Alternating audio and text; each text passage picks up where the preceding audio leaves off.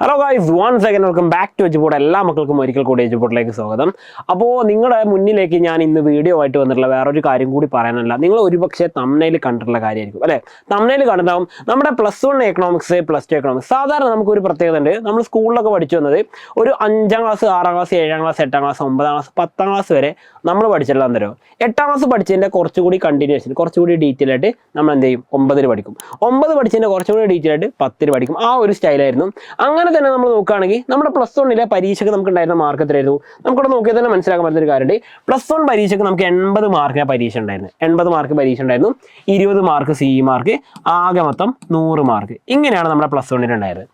+1 80 മാർക്കിൻ്റെ പരീക്ഷ, 20 mark CE mark, ആകെ മൊത്തം 100 മാർക്ക്. +2 അതുപോലെ തന്നെ 80 മാർക്കിൻ്റെ പരീക്ഷ, 20 മാർക്ക് CE മാർക്ക്, 100 മാർക്കിന് ആകെ. ഓക്കെ, അപ്പോൾ ആകെ മൊത്തം 2 വർഷം കൊണ്ട് 200 മാർക്ക് അല്ലേ. ഇതൊക്കെ സെയിം ആണ്. പക്ഷേ +1 പഠിച്ചതുപോലെ തന്നെയാണോ +2 എന്നൊരു ഡൗട്ട് നിങ്ങൾക്ക് ഉണ്ടാവാം. അല്ലെങ്കിൽ ഉണ്ടെങ്കിൽ തന്നെ അത് ഇല്ലാതെയാക്കാൻ വേണ്ടിയാണ് പറഞ്ഞത്. സെയിം ആണോ എന്ന് വെച്ച് കഴിഞ്ഞാൽ അല്ല.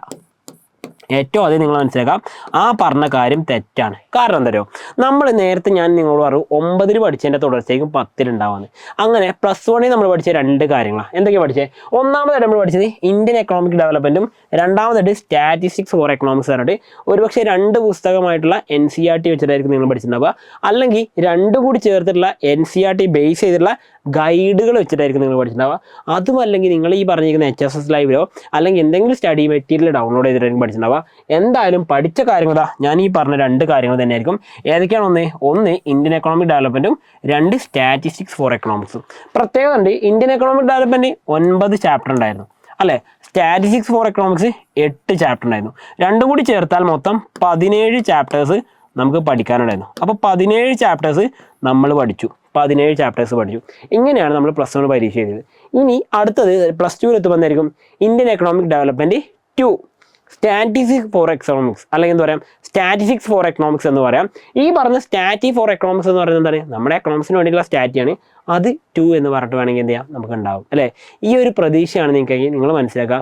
അതങ്ങനെയല്ല. ഓൾറെഡി നിങ്ങളിപ്പോൾ +2 പോകുന്ന ആൾക്കാർക്ക് അത് കൃത്യമായിട്ട് മനസ്സിലാക്കണം. കാരണം എന്താണ്, നിങ്ങളുടെ ടെക്സ്റ്റ് ബുക്ക് കിട്ടിക്കഴിഞ്ഞപ്പോൾ നിങ്ങൾ ഇതിൽ ഇന്ത്യൻ എക്കോണമിയുടെ സ്റ്റാറ്റി അവിടെ നിന്നുള്ള കൺഫ്യൂഷൻ ഉണ്ടാവും.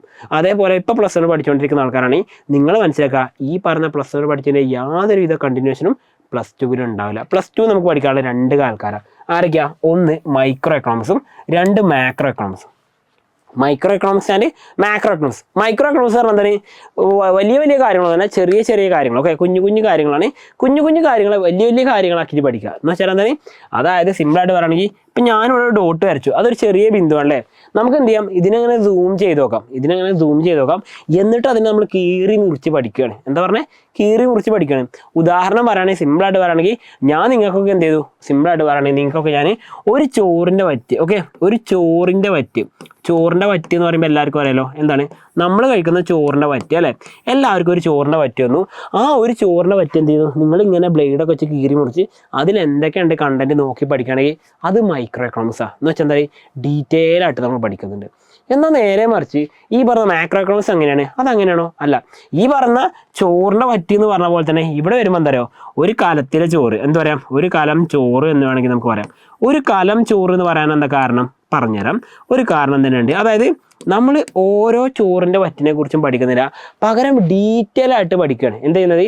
നമ്മുടെ ആ കാലത്തിലുള്ള മുഴുവൻ ചോറിനെ കുറിച്ച്, അഥവാ വലിയ കാര്യങ്ങളെ കുറിച്ച് പഠിക്കുകയാണെങ്കിൽ മാക്രോ, ചെറിയ കാര്യങ്ങളെ കുറിച്ച് പഠിക്കുകയാണെങ്കിൽ മൈക്രോ എന്നുള്ള 2 രീതിയിലുള്ള 2 പുസ്തകങ്ങൾ നമുക്ക് പഠിക്കാനുള്ളത്. ഒന്ന് മൈക്രോ എക്കണോമിക്സും, മറ്റൊന്ന് മാക്രോയും. അപ്പോൾ മൈക്രോയിൽ നിങ്ങൾ മനസ്സിലാക്കുക, മൈക്രോയിൽ എത്ര ചാപ്റ്റർ പഠിക്കാനുണ്ട്? 5 ചാപ്റ്റർ. മാക്രോയിലോ 6. മൊത്തം എത്ര ചാപ്റ്ററായി? മൊത്തം നമ്മൾ നോക്കുകയാണെങ്കിൽ 11 ചാപ്റ്റേഴ്സ്. യെസ്. വളരെ വളരെ സന്തോഷം, സമാധാനം. എന്താ, കഴിഞ്ഞ വർഷം 17 ചാപ്റ്ററാണ്, ഈ വർഷം 11 ചാപ്റ്റർ. എത്ര സമാധാനം, 6 ചാപ്റ്റർ കുറഞ്ഞത് അല്ലേ. പക്ഷെ നിങ്ങൾ മനസ്സിലാക്കാം, ഈ പറയുന്ന മൈക്രോയിലാവട്ടെ മാക്രോയിലാവട്ടെ ഓരോ ചാപ്റ്ററും നിങ്ങൾ +2 കഴിഞ്ഞ് ഇറങ്ങിയ ആൾക്കാരോട് ചോദിച്ചു നോക്കുക. അല്ലെങ്കിൽ നിങ്ങൾ മുന്നോട്ട് പഠിച്ചു പോകുമ്പോൾ നിങ്ങൾക്ക് മനസ്സിലാവും, ഇതിൽ ഓരോ ചാപ്റ്ററും 3-4 ചാപ്റ്ററായിട്ട് സ്പ്ലിറ്റ് ചെയ്യാനുള്ള അത്രയും വലിപ്പമുണ്ടല്ലോ എന്ന്. എന്താ കാരണം? ചാപ്റ്ററിൻ്റെ എണ്ണം മാത്രമേ പറഞ്ഞിട്ടുള്ളൂ, കണ്ടന്റ് യാതൊരുവിധ കുറച്ചില്ല. ആക്ച്വലി ഇത് നമ്മൾ സ്പ്ലിറ്റ് ചെയ്ത് നോക്കുകയാണെങ്കിൽ ഏകദേശം ഒരു 18-20 ചാപ്റ്ററിൻ്റെ അടുത്തേക്ക് എന്ത് ചെയ്യാം, നമുക്ക് എത്താനുള്ള വകയുണ്ട്. അത്രത്തോളം കണ്ടന്റ് ഡീപ്പായിട്ട് പഠിക്കാനുള്ള സംഗതിയാണ് ഈ പറഞ്ഞ +2 എക്കണോമിക്സിലെ. ഇനി അടുത്ത ആൾക്കാരുടെ ചോദ്യം തരുമോ? അടുത്ത ചോദ്യം, +2 ഇപ്പോൾ എന്താ പഠിക്കാനുള്ളത്? +2 നിങ്ങൾ പഠിക്കേണ്ട കാര്യങ്ങൾ ഓരോന്നായിട്ട് ഞാൻ പറയാം. ഫസ്റ്റ് നിങ്ങൾക്ക് എന്ത് ചെയ്യാനുണ്ട്? ഒരു തിയറി പഠിക്കാനുണ്ട്. എക്കണോമിക്സായിട്ട് ബന്ധപ്പെട്ട കുറച്ച് തിയറികൾ പഠിക്കാനുണ്ട്. രണ്ടാമതായിട്ട് എന്തെങ്കിലും നിങ്ങൾക്ക് അതുമായിട്ട് ബന്ധപ്പെട്ടുള്ള ഡയഗ്രങ്ങൾ പഠിക്കാനുണ്ട്. മൂന്നാമതായിട്ട് ഈ പറഞ്ഞ ഡയഗ്രങ്ങളും തിയറിയും ഒക്കെ പഠിച്ചു കഴിഞ്ഞാൽ അത് മാത്രം മതിയോ? പോരാ. അതുമായിട്ട് ബന്ധപ്പെട്ട practical problems okay, practical problems എന്ത് ചെയ്യാനുണ്ട്? നമുക്ക് പഠിക്കാനുണ്ട്. ഇനി നാലാമതായിട്ട് ഈ പറഞ്ഞ കാര്യങ്ങളൊന്നും പെടാതെ ആപ്ലിക്കേഷൻ ലെവൽ ക്വസ്റ്റ്യൻസ് നമുക്കുണ്ടാവും. എന്താ ആപ്ലിക്കേഷൻ ലെവൽ ക്വസ്റ്റ്യൻസ്? നമ്മളിപ്പോൾ ഒരു തിയറി പഠിച്ചു. ഓക്കെ, അതിൻ്റെ ഗ്രാഫൊക്കെ നോക്കി വരച്ച് പഠിച്ചു, അതിൻ്റെ പ്രോബ്ലംസ് ചെയ്യാനും പഠിച്ചു. എങ്ങനെയൊക്കെയുള്ള സംഭവമൊക്കെ വെച്ചിട്ട് ഇത് മൂന്നിനെ ബേസ് ചെയ്തോടെ നമുക്ക് റിയൽ ലൈഫിലെ അഥവാ നിത്യജീവിതമായിട്ട് ബന്ധപ്പെട്ട ഒരു ക്വസ്റ്റ്യൻ തന്നു. ആ നിത്യജീവിതമായിട്ട് ബന്ധപ്പെട്ട ക്വസ്റ്റ്യൻ തന്നിട്ട് അതിൻ്റെ ആൻസർ ചെയ്യാൻ പറഞ്ഞു. ഉദാഹരണത്തിന് വേണമെങ്കിൽ ഞാനൊരു ഉദാഹരണം ഇവിടെ ചേർക്കാം. ഉദാഹരണമായി നമ്മൾ പറയുകയാണെങ്കിൽ ഇപ്പോൾ ഒരു എക്സാമ്പിൾ. ഇപ്പം ഈ പറഞ്ഞിരിക്കുന്ന നമുക്ക് അറിയുന്ന സിമ്പിളായിട്ടുള്ളൊരു കാര്യമാണ് നോട്ട് നിരോധനം അല്ലേ. ഇന്ത്യയിൽ നോട്ട് നിരോധിച്ചിട്ടുണ്ടായിരുന്നു. നോട്ട് നിരോധനം ഏർപ്പെടുത്തി. നോട്ട് നിരോധനം ഏർപ്പെടുത്തിയപ്പം അന്ന് വാല്യൂ എടുത്ത് കളഞ്ഞ രണ്ട് ഈ പറഞ്ഞ കറൻസികളായിരുന്നു 500ഉം അതേപോലെ തന്നെ നിലവിലുണ്ടായിരുന്ന 1000 രൂപയും. അപ്പോൾ നിലവിലുണ്ടായിരുന്ന 500, 1000 നോട്ടുകൾ എന്ത് ചെയ്തു? ഇത് രണ്ടിനും അസാധുവാക്കി എന്നാ പറയാം. എന്താക്കിയെന്നാ പറയാം? അസാധുവാക്കി എന്ന് പറയുന്നത്. ഓക്കെ, അങ്ങനെയാണെങ്കിൽ ഈ പറഞ്ഞ നോട്ട് നിരോധനം ഗവൺമെൻറ് ഏർപ്പെടുത്തിയല്ലേ എങ്കിൽ ചോദ്യം ഇതാണ്, നോട്ട് നിരോധനത്തിന് ശേഷം പുതുതായിട്ട് വന്ന 500ൻ്റെയും 2000ൻ്റെ നോട്ട്. എന്താ പറഞ്ഞത്? നോട്ട് നിരോധനത്തിന് ശേഷം പുതുതായിട്ട് വന്ന 500 പുതിയ 500 പുതിയ 2000 ഇപ്പം നമ്മൾ അധികം ഉപയോഗിക്കാറില്ല. ഈ പറയുന്ന നോട്ടുകൾ ആരാണ് തയ്യാറാക്കിയെന്ന് ചോദിക്കും. ഗവൺമെൻറ് ആണോ? ഓപ്ഷൻ തരും. ഗവൺമെൻറ് അല്ല. ഈ പറഞ്ഞ പ്രധാനമന്ത്രിയാണോ? പ്രധാനമന്ത്രി അല്ല. സ്റ്റേറ്റ് ബാങ്ക് ഓഫ് ഇന്ത്യ ആണോ? സ്റ്റേറ്റ് ബാങ്ക് ഓഫ് ഇന്ത്യ അല്ല. പിന്നെ ആരുത്തരം വരിക? റിസർവ് ബാങ്ക് ഓഫ് ഇന്ത്യ ആണ് അല്ലേ. അപ്പോൾ ഇന്ത്യയിലെ നോട്ടുകൾ തയ്യാറാക്കുന്ന ഏജൻസിയാണ് ആര്? Reserve bank of India. Actually ഇത് നമ്മൾ പഠിച്ചിട്ടുണ്ടോ? ഇത് നമുക്ക് പഠിക്കാനുണ്ട്. എവിടെ പഠിക്കാനുള്ളത്? നമുക്ക് മാക്രോയിൽ പഠിക്കാനുള്ള കണ്ടന്റ് ആണല്ലേ. എന്ന് വെച്ചാൽ എന്താ? ഇന്ത്യയിലെ കറൻസി നോട്ടുകൾ പ്രിന്റ് ചെയ്യുന്നത് അത് കംപ്ലീറ്റ് ചെയ്യുന്ന ആരാ? RBI ആണ് ചെയ്യുന്നത്, 1 രൂപ ഒഴികെ. അപ്പോൾ ഇങ്ങനെ റിയൽ ലൈഫിലെ എക്സാമ്പിളുകൾ വെച്ചിട്ട് എന്ത് ചെയ്യും? ക്വസ്റ്റ്യൻസ് വരും. അതാണ് ഞാനിവിടെ നിങ്ങളോട് പറഞ്ഞ ആപ്ലിക്കേഷൻ ലെവൽ ക്വസ്റ്റ്യൻസ് എന്ന് പറയുന്നത്. അപ്പോൾ ഈ ആപ്ലിക്കേഷൻ ലെവൽ ക്വസ്റ്റ്യൻസ് എന്ത് ചെയ്യണം? നമ്മൾ നേരിടാൻ തയ്യാറാണ്. തിയറി മാത്രം പഠിച്ചാൽ പാസ്സാവോ? ഇല്ല. ഡയഗ്രാം മാത്രം പഠിച്ചാൽ പാസ്സാവോ? ഇല്ല. പ്രാക്ടിക്കൽ പ്രോബ്ലംസ് മാത്രം പഠിച്ചാൽ പാസ്സാവോ? ഇല്ല. ആപ്ലിക്കേഷൻ ലെവൽ മാത്രം പഠിച്ചാൽ പാസ്സാവോ? ഇല്ല. പിന്നെ എന്ത് വേണം? ഇതെല്ലാം കൂടി ചേർത്തിട്ട് വേണം നമ്മൾ പഠിക്കാൻ. അതായത് 80 മാർക്കിൻ്റെ പരീക്ഷ നമ്മുടെ മുമ്പിലെത്തും. 80 മാർക്കിന് പരീക്ഷ നമ്മുടെ മുമ്പിലെത്തും. ഈ 80 മാർക്കിന് പരീക്ഷ നമ്മുടെ മുമ്പിലെത്തുമ്പോൾ എന്ത് ചെയ്യണം? അത് പാസ്സാവണമെന്നുണ്ടെങ്കിൽ നിങ്ങൾ ഈ എല്ലാ ടൈപ്പും പഠിച്ചിരിക്കണം. എന്ന് പറയുമ്പം ജസ്റ്റ് നിങ്ങൾ ഒന്നും വേണ്ട, ഞാൻ പറയുന്നത് ഒന്നും വിശ്വസിക്കേണ്ട. നിങ്ങൾ വെറുതെ +2ൻ്റെ ടെക്സ്റ്റ് ബുക്ക് കിട്ടുകയാണെങ്കിൽ നിങ്ങൾ എന്ത് ചെയ്യുക? ജസ്റ്റ് ഒന്ന് മറിച്ച് നോക്കാം. അത് മറിച്ച് നോക്കുക, അതിലുള്ള കണ്ടന്റും കാര്യങ്ങളൊക്കെ നോക്കുക. അപ്പം നിങ്ങൾക്ക് മനസ്സിലാവും ഇത് ഞാൻ വിചാരിച്ച പോലത്തെ ഒരാളല്ല, ഇത് വേറെ എന്തൊക്കെയാണ്. ഇനി അത് നിങ്ങൾക്ക് ചെയ്യാൻ ബുദ്ധിമുട്ടാണെങ്കിൽ ഒന്നും വേണ്ട. നിങ്ങളുടെ തൊട്ടടുത്തുള്ളൊരു +2 പഠിച്ച ഒരാളുണ്ടെങ്കിൽ, അല്ലെങ്കിൽ നിങ്ങളുടെ കുടുംബത്തിലുണ്ടായിരുന്ന ഒരാൾ, ബന്ധുവായിട്ടുള്ള ഒരാളല്ലെങ്കിൽ പോട്ടെ, അയൽവാസി ആരെങ്കിലുമൊക്കെ ആവട്ടെ, നിങ്ങൾക്ക് പരിചയമുള്ള ഒരു +2 പഠിച്ചിറങ്ങിയ ഒരാളോട് ചോദിക്കുക, +2 എക്കണോമിക്സ് എങ്ങനെയാണ് പഠിക്കാൻ? +2 ആണോ +1 ആണോ സുഖം എന്ന് ചോദിക്കുക. അപ്പം അവർ പറയാൻ പോകുന്നൊരു മറുപടി ഉണ്ട്. തീർച്ചയായിട്ടും അവർ പറഞ്ഞിട്ട് കാര്യമായിരിക്കും. +1 നന്നായിട്ട് പഠിച്ചോ, +1 നല്ല മാർക്ക് വാങ്ങിക്കോ, +2 നമ്മൾ വിചാരിച്ച പോലെയല്ല, കുറച്ച് ടഫാണ്, കുറച്ച് ടൈറ്റാണെന്ന് അവർ പറയും. കാരണം എന്ന് പറഞ്ഞാൽ അവരത് എക്സ്പീരിയൻസ് ചെയ്ത് കഴിഞ്ഞ ആൾക്കാരാണ്. പക്ഷേ ഞാനൊരു ഓപ്ഷൻ നിങ്ങൾക്ക് തരാം. വേറെ ഒന്നുമല്ല മക്കളെ, ഈ പറഞ്ഞ ടൈറ്റ് ആണെന്ന് പറഞ്ഞാൽ, ടഫാണെന്ന് പറഞ്ഞാൽ എക്കണോമിക്സ് എന്ത് ചെയ്യാം? ആക്ച്വലി എക്കണോമിക്സ് ടഫാണെന്ന് എന്നോട് പലരും ചോദിക്കാറുണ്ട്. ഓക്കെ, എക്കണോമിക്സ് ടഫാണെന്ന് വെച്ച് കഴിഞ്ഞാൽ ഞാൻ അവർക്ക് കൊടുക്കുന്ന മറുപടി, എല്ലാ ടീച്ചേഴ്സും എന്താ പറയുക, അവരുടെ സബ്ജക്റ്റ് ടഫാണെന്ന് വെച്ച് കഴിഞ്ഞാൽ യെസ് എന്ന് പറയും അല്ലേ. പക്ഷെ ഞാൻ പറയുന്നത് എന്ത്? നോ, എക്കണോമിക്സ് ടഫാണെന്ന് വെച്ച് കഴിഞ്ഞാൽ അല്ല. പക്ഷെ ഇത് എന്തുകൊണ്ടാണ് ടഫാകുന്നത്? നമ്മളിത് പഠിക്കുന്ന രീതി, നമ്മളിത് പഠിക്കുന്ന സ്റ്റൈലുണ്ട് അല്ലേ. നമ്മളിത് എങ്ങനെയാണ് പഠിക്കേണ്ടത്? അതിൻ്റെ രീതി മാറിക്കഴിഞ്ഞാൽ ഇത് ഈസി ആവും. അതേപോലെ പഠിക്കുന്ന കോൺസെപ്റ്റുകൾ നമ്മൾ എന്ത് ചെയ്യുക? കണക്ട് ചെയ്ത് വെച്ച് കഴിഞ്ഞാൽ അത് ഈസി ആവും. അതേപോലെ പഠിക്കുന്നതിനൊപ്പം തന്നെ നമ്മളൊരു കോഡുകൾ വെച്ച് കഴിഞ്ഞാൽ എന്ത് ചെയ്യും? നമ്മൾ എക്സാമിന് ഈസി ആയിട്ട് ഓർത്തെക്കാൻ പറ്റും.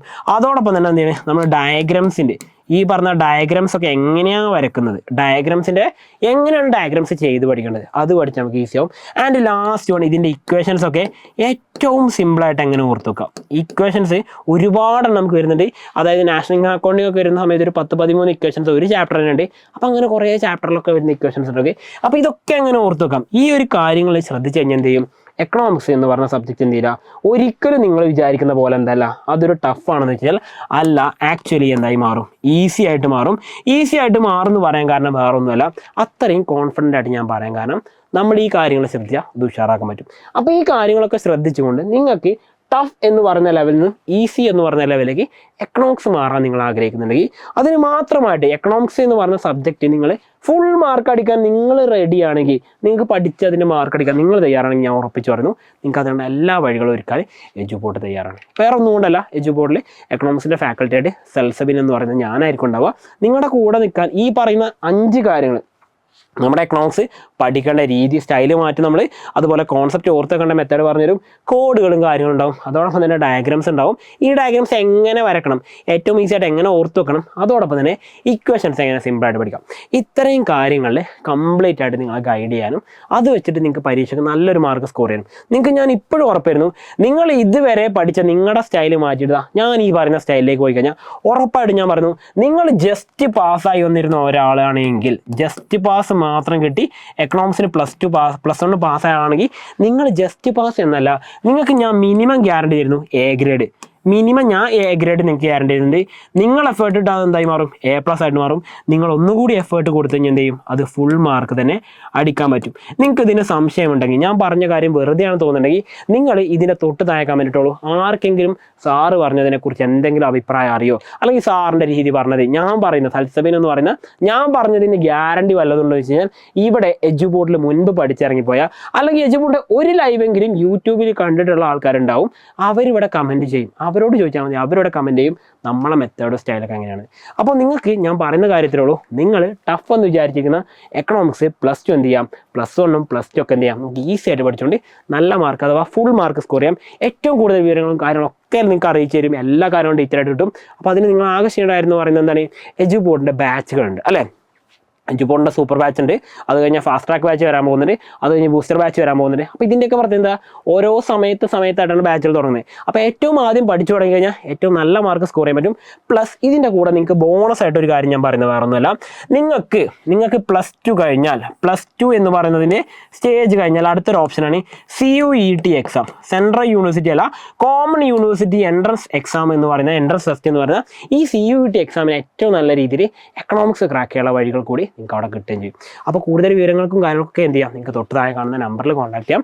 അവിടെ കാണുന്ന ഫോം ഫില്ല് ചെയ്യാം, ബാക്കിയുള്ള ഡീറ്റെയിൽസ് ഒക്കെ ഫോളോ അപ്പ് ചെയ്യാം. അപ്പോൾ വീണ്ടും പുതിയൊരു വീഡിയോ ആയിട്ട് കാണുന്നതിന് മുൻപായിട്ട് എനിക്ക് പറയാനുള്ള കാര്യം, എക്കണോമിക്സ് എന്ന് പറയുന്ന സബ്ജക്റ്റ് ടഫാണെന്ന് വെച്ചാൽ ടഫാണ്, പക്ഷെ എന്ത് ചെയ്യണം, നമുക്കത് ഈസി ആയിട്ട് പഠിക്കാൻ പറ്റും. അപ്പോൾ ഞാൻ പറഞ്ഞ പോലെ നിങ്ങൾ ചെയ്യാൻ തയ്യാറാണെങ്കിൽ ഉറപ്പായിട്ടും കൂടെ മക്കളെ. അപ്പോൾ വീണ്ടും കാണുന്നവർക്കും it's me Salsabeen signing out from Eduboard. Happy learning all, by.